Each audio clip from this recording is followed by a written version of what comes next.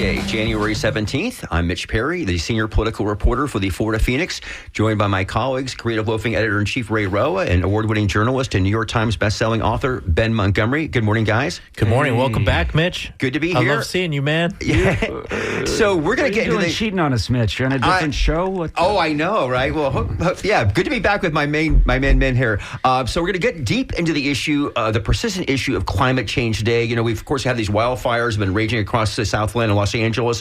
Many scientists have pointed to, quote, climate whiplash, rapid switches from wet to dry conditions that are becoming more common in a warmer climate as a factor in the scale of the devastation we've seen in Southern California. And of course, we all know here, we're just a few months after the Tampa Bay area was devastated by the back-to-back hurricanes that left more than 10,000 residents in St. Petersburg alone without a place to live, as we saw record levels of storm surge from Hurricane Helene. So we're going to look at how climate change has affected a specific island here in Tampa Bay called Egmont Key.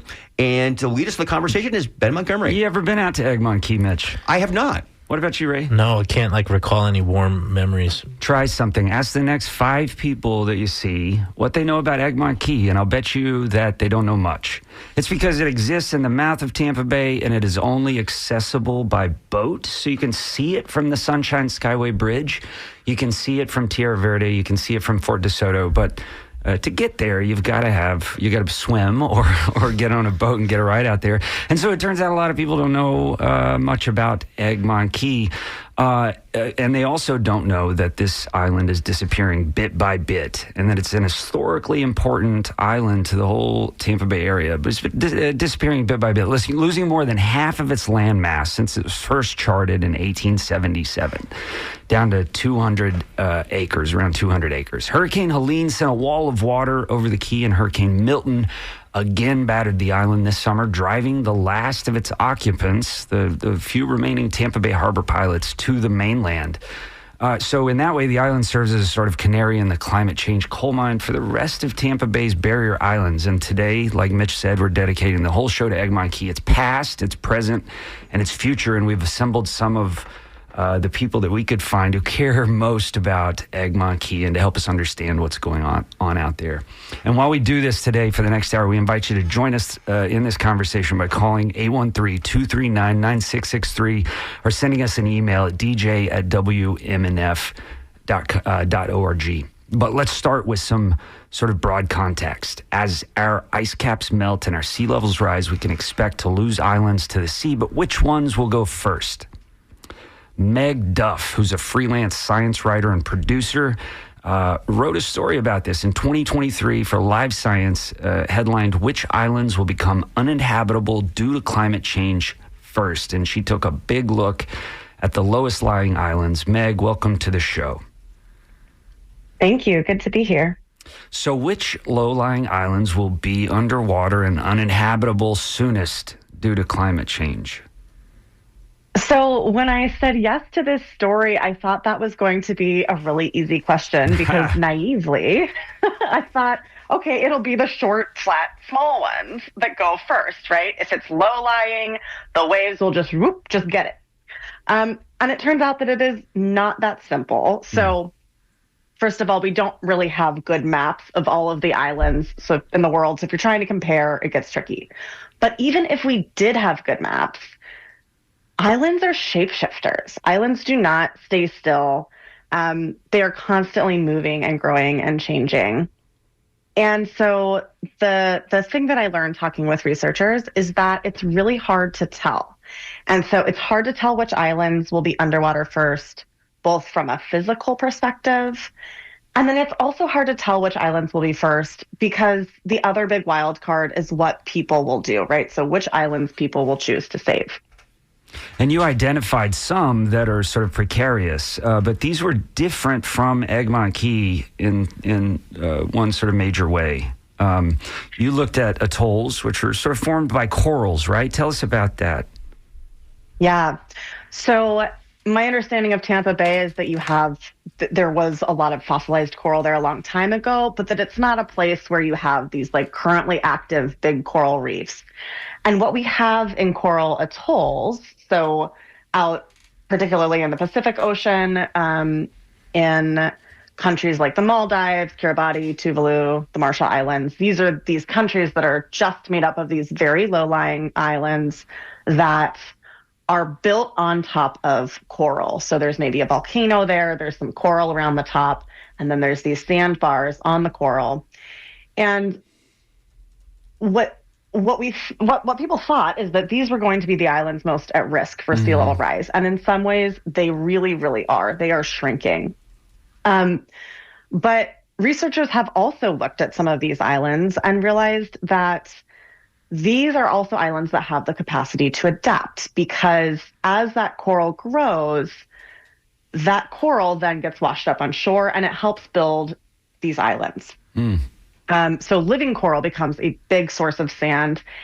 And researchers did a story looking at some of the islands in Maldives and found that actually these islands got formed by big extreme weather events, big storms that pushed a lot of sand up.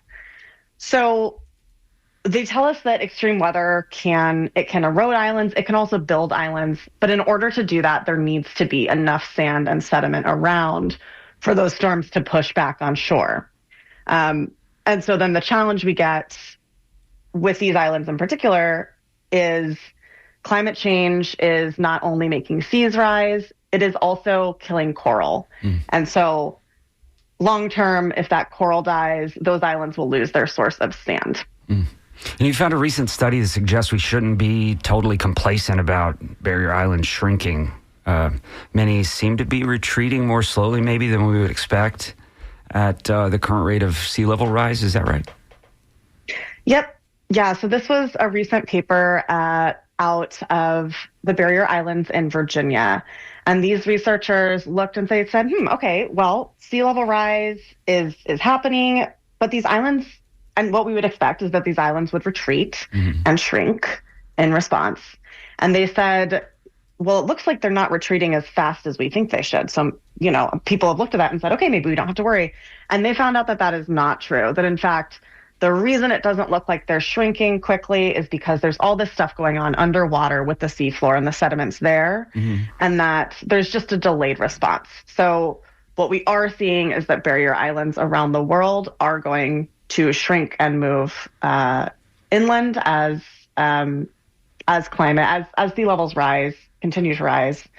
And there are also some really practical things that can impact that. So, for example, somewhere like Tampa Bay, how much of the sediment have you already dredged out of the bay in order to allow ships to come through?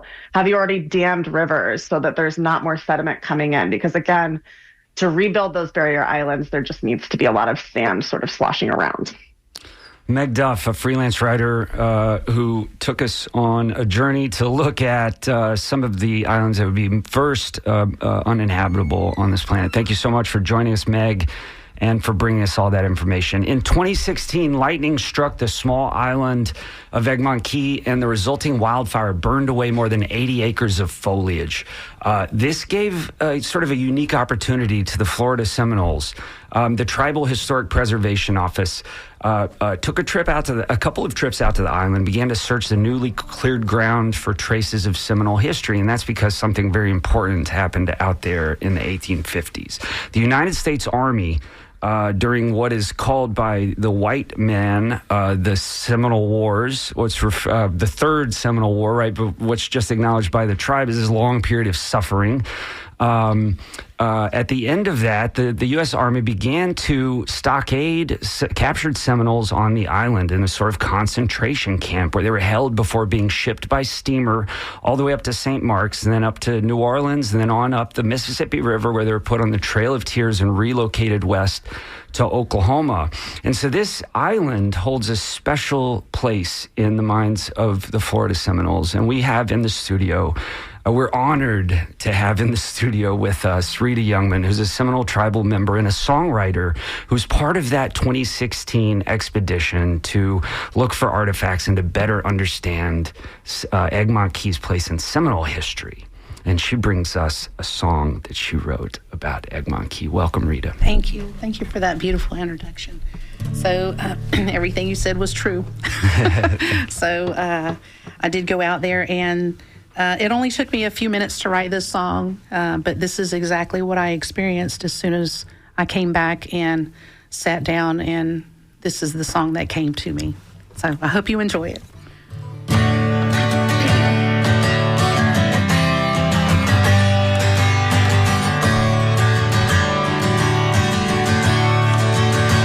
Oh, that lighthouse shines on that big white beautiful island,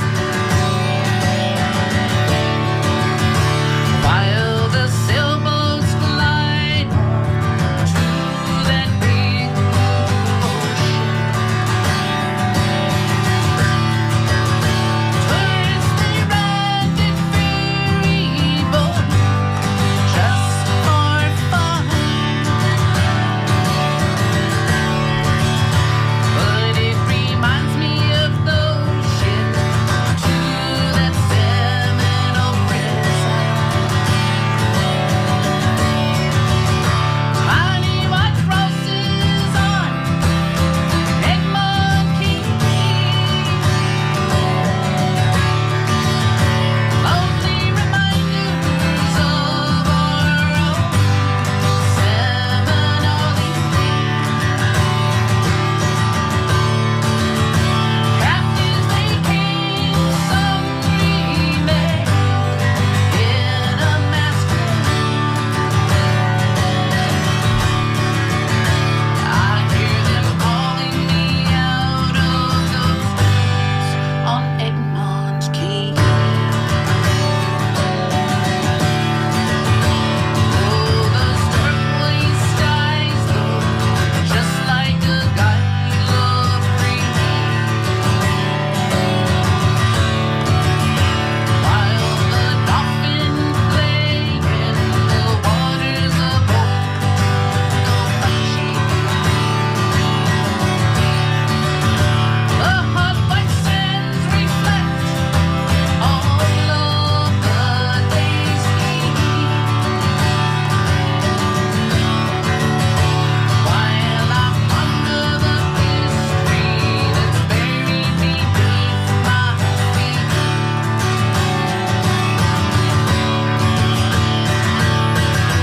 Silent voices are calling my name.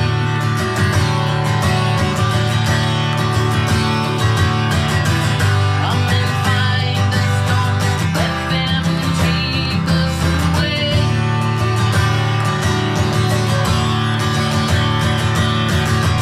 Our lost souls are restless out on this beach, till this day on Egmont Key. Tiny white crosses on Egmont Key, lonely reminders of our own Seminole. Captives, they came some dreaming in a masquerade. I hear them calling me out of those woods on Egmont Key. I hear them calling me out of those woods on Egmont Key.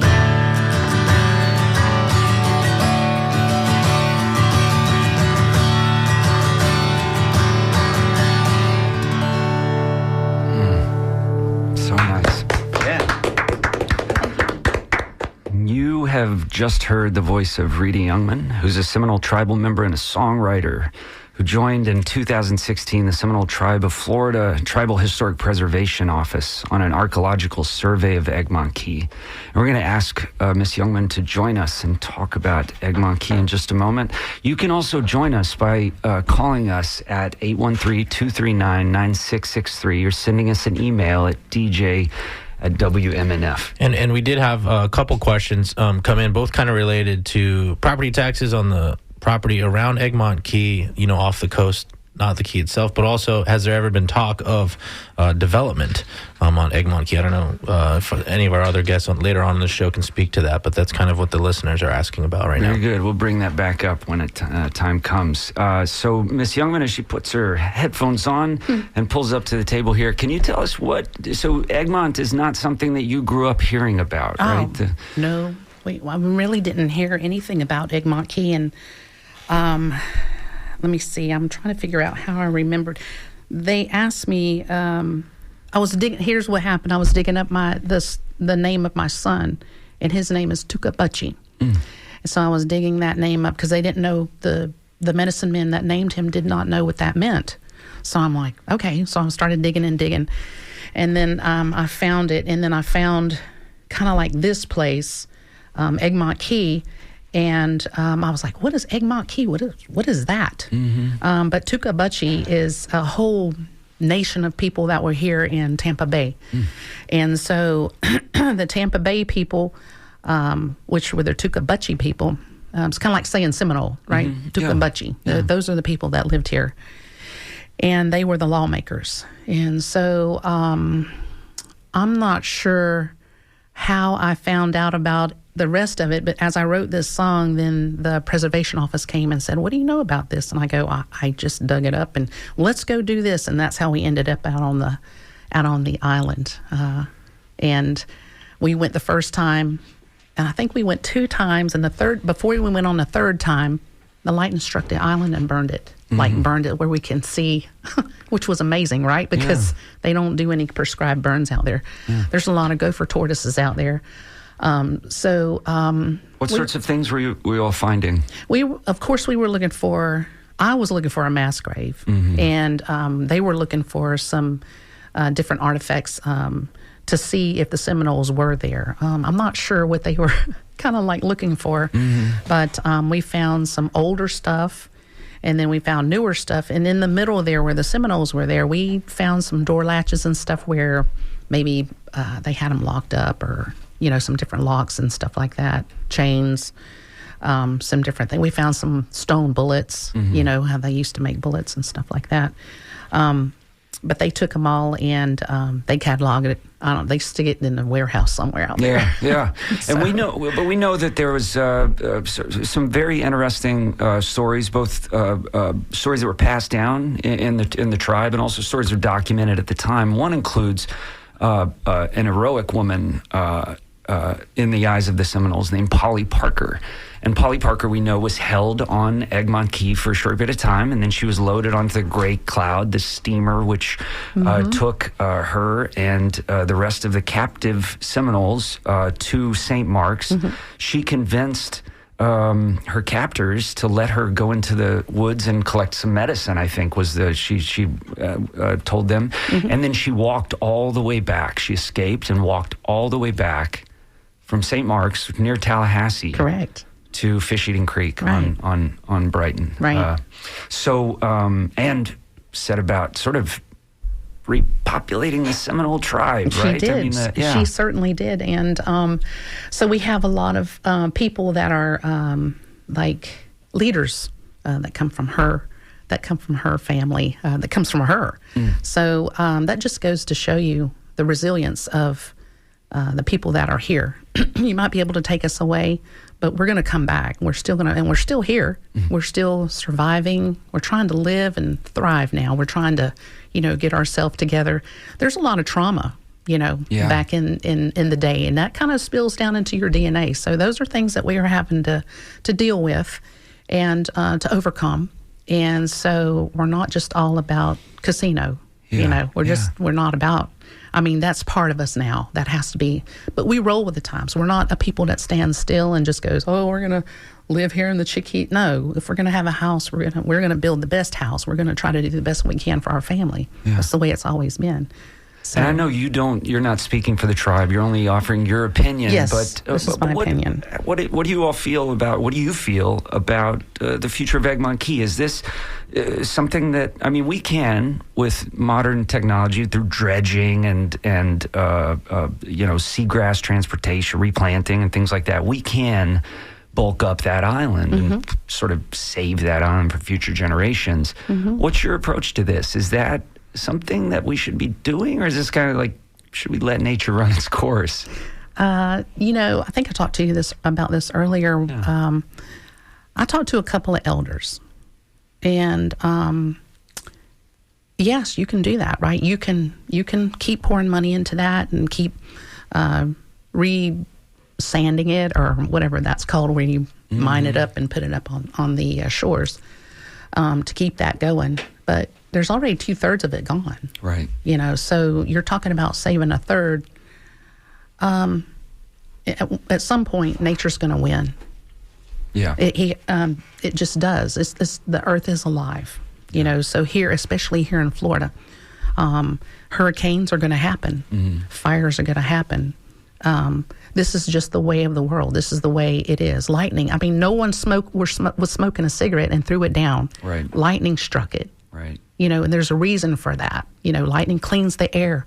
Obviously, that fire cleaned that whole island off, but it just happened to be when we were going out there, right? So there was some things that we needed to see or find, or songs to write, or whatever it was at that point.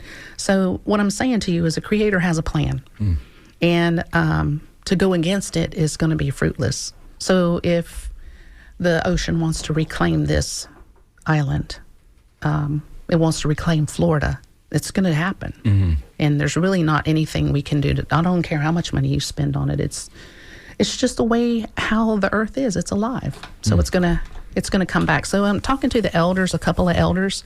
That's what they explained to me, that you just got to let nature take its course. They didn't explain it so much as I did, but they did what they spoke what they know. Yeah. They're a lot older than me. So I read an interview with Theodore Ted Isham, who's the historic preservation officer for the Seminole Nation of Oklahoma, about Egmont Key. He took a trip out to Egmont Key in 2017 and was made aware of the precarious nature of the key. And he was asked later about sort of what should be done out there. And he said, I sort of take a long view of it. I think, what can we do to protect the story of Egmont Key, so that when the sea gives us the key back in, say, 1,000 years, we will know its value. We will know its historic meaning. That's very wise. Yeah. That's very wise right there. It's 1,000-year. Yes. That's the long view. That's the long. I like it. That's good. Yeah. So in a way, you've done that with this song. I mean, songs live past us, right? And you've recorded that history for us in a song, and we thank you for that. We're going to transition now to bring on some other guests who can help us understand what's going on at Egmont Key in the present. Please welcome with me Brooke Hansen, who's a USF anthropologist who specializes in cultural heritage at risk, and Laura Harrison, an archaeologist and director of USF's Access 3D Lab. And they're both joining us via Zoom. And these two have been working for years to preserve the history, to take the history and preserve the history of Egmont Key. And they've been doing that in some interesting ways. So we just want to welcome them both to the show. Are you with us, Brooke and Laura? Yes, we are both here together, in fact. Thanks for having us. This is Yep, and this is Laura. Thank you. Fantastic. Thank you so much for joining us. So can you tell us, if you've been to Egmont since the storms, can you give us a sense of what is going on there now? What's the state of the island, if you will? Yeah, so I've been out to the island once in between Hurricane Helene and Milton, just to the Harbor Pilots Village, and there was a lot of devastation. A lot of the historic buildings have been removed from their foundations, and it's really a scene of destruction. There's also a lot of environmental damage with trees down. It really does just kind of call attention to the extreme vulnerability of this island and the way that strong storms really do shape the physical remains of what's left, and they're certainly impacting history and also our perception of history and how it fits into kind of the big picture of the ecological situation here in Tampa Bay, and again, how vulnerable this area is to things like strong storms, hurricanes, erosion, and sea level rise. Did you notice the island was smaller? No, so the pilot's village is on the east side of the island, and the majority of the erosion has taken place on the western side of the island. So the eastern side's been fairly stable for as long as cartographers have been measuring and mapping. So if we were to have seen any big changes, that would have been on the west side. And we have done some research over the past several years after Hurricane, Eta and some others that have come through on the western side. But just in terms of recent history in Tampa Bay, I have not seen the western side. I've only seen the eastern side. What do we know about the history of Egmont Key? Can you give us a capsule? Of course, we've acknowledged the seminal history there, but tell people what it is about that key. What important things happen on that key? Well, Egmont Key is a fascinating place. It's really a microcosm of U.S. history in many ways. Of course, we have indigenous presence early on for quite a long time. And then the Spanish came through and tried to claim Egmont Key. And pretty much every major event in U.S. history touched Egmont Key in some way, shape, or form. So the Union held Egmont Key during the Civil War, which is a very interesting period.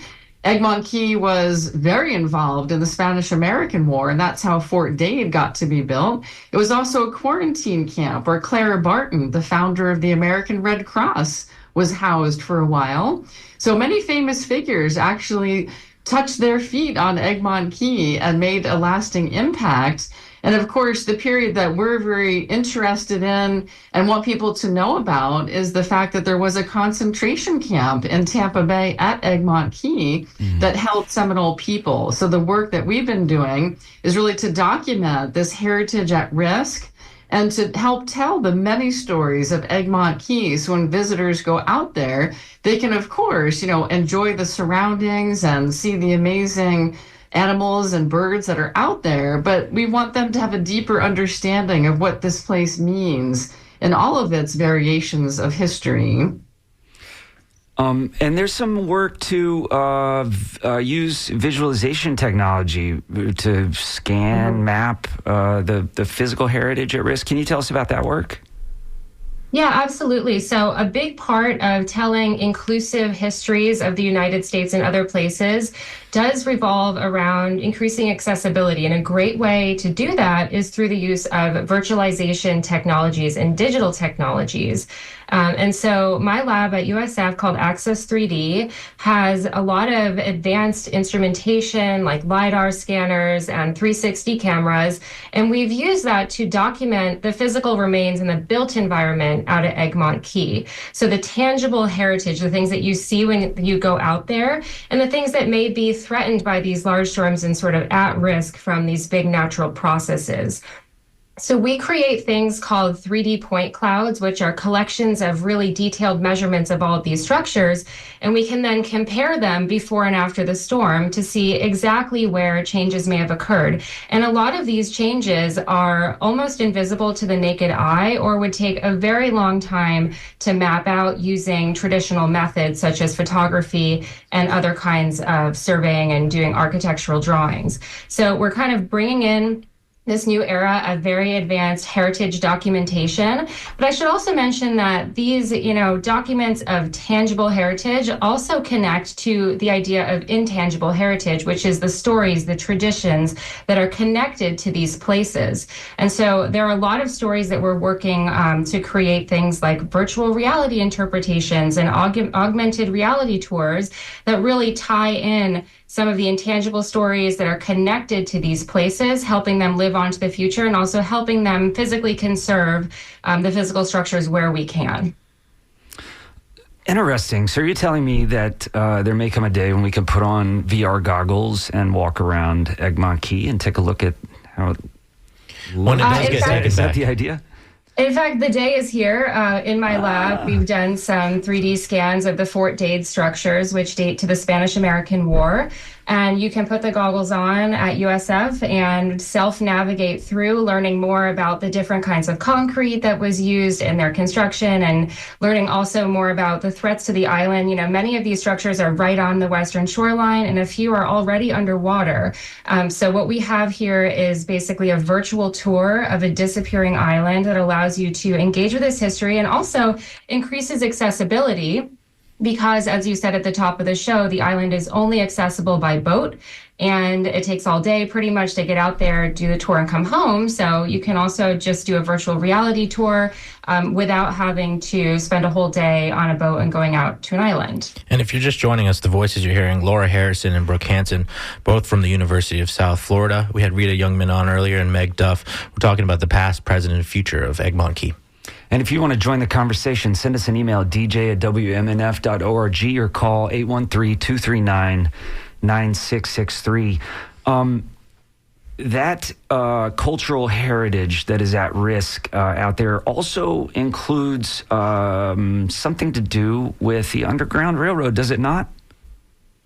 Yes, absolutely. As I said prior, Egmont Key was held by the Union during the Civil War, so it was actually a safe haven for people who were enslaved to take refuge at Egmont Key. So we find that to be one of the significant parts of Egmont Key's history, including the fact that in the mid-1800s, when the Seminoles were incarcerated at Egmont Key in the concentration camps, it really forms one of the last events that happened in Indian removal. Many people think of the Trail of Tears and the Cherokee, but really one of the most significant events happened right here in Tampa Bay. And many people, even in our own schools here, do not learn about this history. So we feel it's very important not to render history invisible. Even if the history is painful, we need to learn from it going into the future. It's part of our human heritage. Can you give us the scope of that particular removal as it relates to the Seminoles through the three, what are called the three Seminole Wars? How many, do we know how many Seminoles were held on Egmont Key, and then how many wound up dying there, and how many were shipped on? Do those records exist? Rita could probably say some more to this, but we've been doing a lot of archival research as part of our preparation for our 3D modeling and our tourism interpretation. And we know that hundreds of Seminoles were incarcerated at Egmont Key. And it's hard to estimate how many Seminoles perished during that time. We are pretty sure that it's in the dozens. Very few of the deaths were recorded because it was mostly the military deaths that were recorded of the officers and their families. But we do know of Native remains that were disinterred later and sent to some of our state cemeteries. And I think that Rita could probably speak a little bit more to the oral traditions that speak of many people suffering and dying at Egmont Key. The conditions were pretty harsh there. Yes, they Do you were. know anything about that? Yes, they were just like housed in a. They didn't even have a roof over the top of them. So, The name Polly Parker comes to mind here. comes to mind. Yeah, Polly Parker. She was a young lady, probably around. They were telling me between the age of 12 to 16. She was that age. So, I can't imagine. Of course, when you're in our culture, when you're that age, you should be able to do some stuff, right? Right. You know, you should be able to war. You should be able to kill, cook, build a home. You know, do these things. But for her to be put out there on the sea, any of the Seminoles, if you're not used to that, you're going to be sick, right? So I'm pretty sure that's why they stopped at St. Mark's, right? Right. So that's way up in the corner, the Panhandle, right there. Right. On that trek right there, I'm not sure, they talked a lot about the soldiers raping the girls, okay, and the children, and even the men, okay, 'cause these things happen in war. Right. This is the hurtful thing that she was talking about, the painful things that need to be brought to light. This is what happened to our people. And when you try to fight back, then they take your kid, and cut it up right in front of you. So you can't, these are the things that are told to me, hurtful things. So, and they still do it today in war. That's what they do. It's war, right? And they want the people to be submissive. and they want to remove the people out of the land. But this woman, she decided, I'm sure she went to go gather some medicine out in the woods. And when they were gathering, they were singing. And there's a reason for that. That's our reason we gather stuff. We're thanking the Lord for it, for the medicine. So her and a few other people that were on there, they took off. And they didn't realize they were gone until I think the next day or something. And there was a time period, and they got to leave, and they go. So there's certain ways to travel that sometimes the modern people don't understand. There's certain ways to travel. So sometimes I'm pretty sure that's how her little group of people went, and they left. But then 400 miles from St. Mark's. Exactly. Back to, yes. And so then she lived on Fish Eating Creek right there, at the mouth of Fish Eating Creek, and what everybody calls Okeechobee, Lake Okeechobee. Yeah. So, she's amazing. Amazing story. Let's take a second here to welcome via Zoom Tara Lynn Hubbard, co-founder of Take Mar. Mar is more action for regeneration, and Tara's chair of the nonprofit's Egmont Key Alliance, now sort of part of Take Mar. Maybe she can help us understand that. But Egmont Key Alliance aims to save Egmont for future generations through regeneration. Tara, if you recognize that last name, Hubbard, you probably know the Hubbard Marina there at Johns Pass. Hubbard Marina has long run trips out to Egmont Key, and so maybe she could tell us about some of that too. You grew up kind of out there, didn't you, Tara? Yes. Thank you, Ben. Thank you so much for putting on this show and inviting me. I barely wanted to stop listening myself. Thank you for joining us. Yeah. So what's your very earliest memory of Egmont Key? Do you know? I think some of my earliest memories, which definitely have drawn that passion over the years, is just feeling this just immediate connection to nature. Egmont Key is it's pristine. It's obviously one of the very few pristine raw coastlines we have in the Tampa Bay area, and having access to that as a young person was very instrumental, I think, for my development and my passion for nature over the years. And full circle, here I am back. Trying to protect it. Yes. And I did want to touch on, I know in my description you mentioned that I wanted to save Egmont Key. I saw that. I did not correct you on purpose because I wanted to point. Yeah. We, myself, Take Mar, Egmont Key Alliance, we don't believe we can save Egmont Key. We don't believe we can destroy Egmont Key either.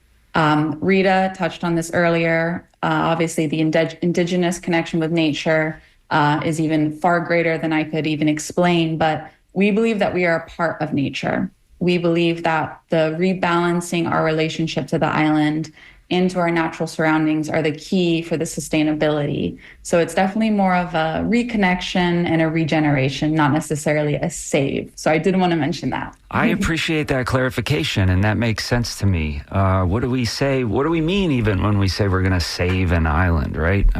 We're trying to preserve, I don't know, something that is amorphous and sort of constantly shifting and living. And yes, it's those good times and those memories, and also the sort of historical heritage, the stories that make us who we are, that we want to protect when it comes to this, to this key. So when you guys hear, if we just click into the future of Egmont Key, there are some Army Corps of Engineer plans out there to dredge the Tampa Bay Channel to make it 7 feet deeper, and I think I've got this right, to dredge it from somewhere 40 to 43 feet deeper to 47 feet, and to use that dredged material, which would kind of start around Egmont, and the channel would be dredged all the way up into the mouth, into the heart of Tampa Bay, and maybe even closer to Tampa.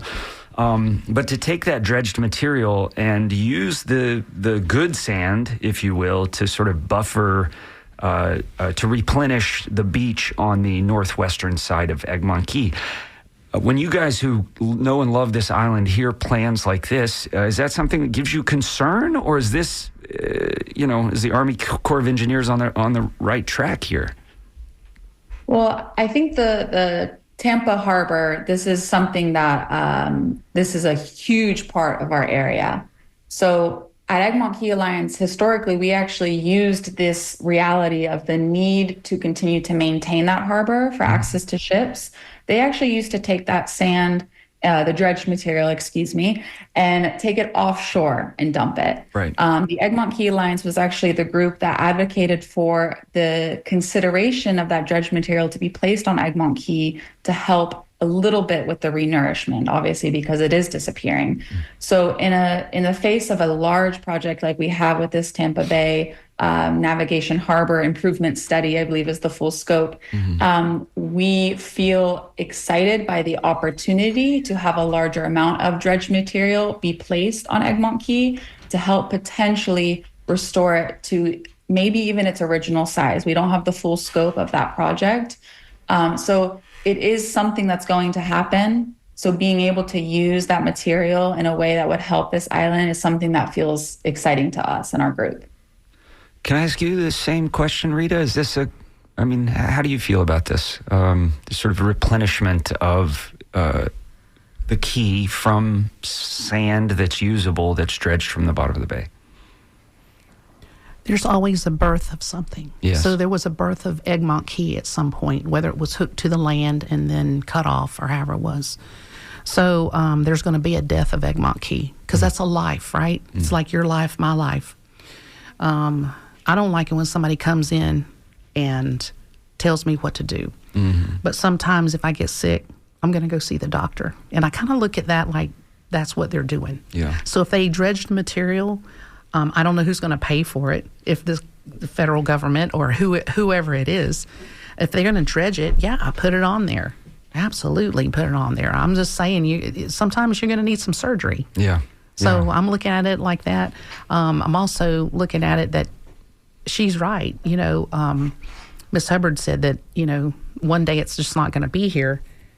And they're going to let it go. They're going to have to let it go. But maybe not in her lifetime, maybe not in her children's lifetime. So it's going to be a while. But if they can dredge and put that up there, I'm all for that too. That'll be good. And Ed from Bradenton sent an email wondering about the name of Egmont Key, and it kind of goes all the way back to Cuban sailors, and then there were some British surveyors, as we understand it. This is the our version, right, Rita? And they renamed it for the second Earl of Egmont. That's the history. A guy who'd never been here, right? He was just a Brit. And Ed, I will forward you over some material, and maybe Rita could speak to that a little bit too, as far as naming. It turns out it had a number of different names. It did, right? It did. So interesting. Those of you who've done anthropology, archaeology, Brooke and Laura, if you're still with us. Can you give us a sense of whether there are things to be concerned about because of the sort of dredge and fill project? Like, is there a chance that things get buried over that will never be found again? Artifacts and whatnot? There is a chance that it could bury some things, but I don't really know. Yeah, I think the replenishment is mostly happening on the areas of the island that have already washed into the sea. So they're just dumping sand on top of sand that's kind of washed out, and it's very shallow on the north side, right? Yeah, there's not right. But what it is going to do, it is going to shore up some of the structures that are really about to go into the sea. And what it also does is it allows the island to stabilize a little bit. So tourists and visitors and locals can continue to go out to Egmont Key, enjoy it, and learn from it and learn about its history. And we shouldn't forget the fact that it's also a national wildlife refuge. And there are birds and turtles that count on Egmont Key for continuing and hatching their young and things like that. And it's very difficult for them to relocate now because many of our other shorelines have been developed. So for that reason, I think replenishing the sand at Egmont Key is beneficial from a tourism perspective, from a history perspective, and also for the wildlife that really need it. It's also important, just before I go to Ray, it's important to remember that we're not supposed to land helicopters on that wildlife refuge, as a man did in May of 2024 when he popped a helicopter down right on Right on the bird paradise, Don't land your helicopter on Egmont Key, folks. Lots of emails coming into Jim in St. Pete says, what about the trash that gets dredged up there? Maybe they should consider that. And there's another email. Should point out, by the way, that this part of the plan, the Army Corps of Engineers acknowledges in my basic reading here that some of the dredged material is useful sand, and some of it is not, and that they differentiate between sand that's good and sand, and bottom, the stuff that comes on the bottom that's bad. So the bad stuff is going elsewhere. The, I guess, usable, pretty sand will be put on Egmont Key. And local filmmaker Rachel Cameron talks about, as a child, they used to play on the gun batteries at McIntosh and Berkstead there, and she laments the loss of any kind of shoreline that was there before. Jimmy from Pinellas Park has been waiting patiently on the phone. Jimmy, you're on the air here on WMNF. Hello, thanks for taking my call, and thanks for the interesting program. I was just wondering about the gopher turtle situation, and another question is, when they were researching the Egmont, did they use any remote sensing? Because I'm a USF graduate, and I thought that the remote sensing is a useful tool for researching environment. Thanks for the We call. appreciate that, Jimmy. I think Tara probably knows a little something about the gopher tortoises, and maybe Brooke or Laura knows something about the... as we discussed, I know y'all use Laura's LiDAR. work is- some LiDAR, using kind of LiDAR over stuff, there. yeah. Yeah, so I did have the privilege to be able to go out to the island after the hurricanes, and the gopher tortoises were out and active more than ever. I actually saw people more than I normally do, which was very interesting. So they are well and safe. I actually don't have the knowledge of what happens when their burrows flood. That is a question I still have, but somehow they're smarter than us, and they thrived after the hurricane. So I am happy to report that. A lot of tidy gopher tortoise porches out there. Boy, that's fascinating. I wonder if they climb the trees. I don't know. What about radar, remote sensing? Do either of our USF guests do that? So that's really a question to kick back to Rita, because the work that we do with the terrestrial LiDAR scanners and the Matterport scanners is not so much about documenting what's underground, but it's my understanding that when Rita and the TIPO went out, that they did use ground penetrating radar. So maybe Rita could answer that question. We did, but we didn't study the gopher tortoises. We tried to stay away from their burrows because, that's like a federally protected.